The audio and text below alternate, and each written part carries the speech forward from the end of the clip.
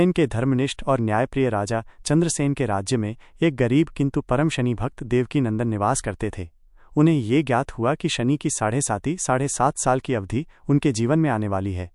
भयभीत होने के बजाय देवकीनंदन ने दृढ़ संकल्प किया कि वे सच्ची भक्ति से शनिदेव को प्रसन्न करेंगे।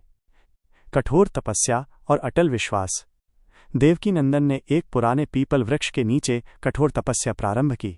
हर शनिवार को वे शनिदेव को तेल, काले तिल और उड़द चढ़ाते और ओं शनैश्चराय नमः मंत्र का जाप करते। समय के साथ उनका घर उजड़ गया, धन धान्य समाप्त हो गया और भोजन तक मुश्किल हो गया, परंतु उनकी भक्ति में जरा भी कमी नहीं आई।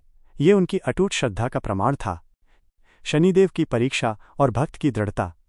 एक दिन शनिदेव ने उनकी भक्ति की परीक्षा लेने का निश्चय किया।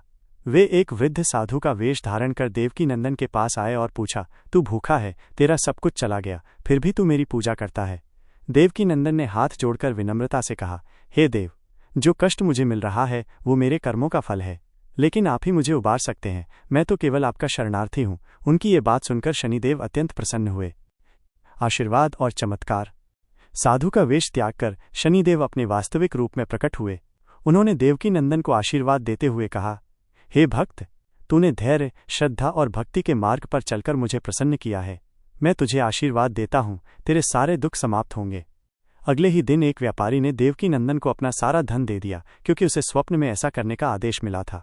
राजा चंद्रसेन को जब ये बात पता चली तो उन्होंने देवकीनंदन को अपना राजपुरोहित नियुक्त कर दिया। शनिदेव से मिलने वाली शिक्षा। ये कथा हमें कई महत्वपूर्ण बातें सिखाती है। न्याय और कर्म। शनिदेव केवल दंड नहीं देते, बल्कि वे कर्मों का न्याय करते हैं।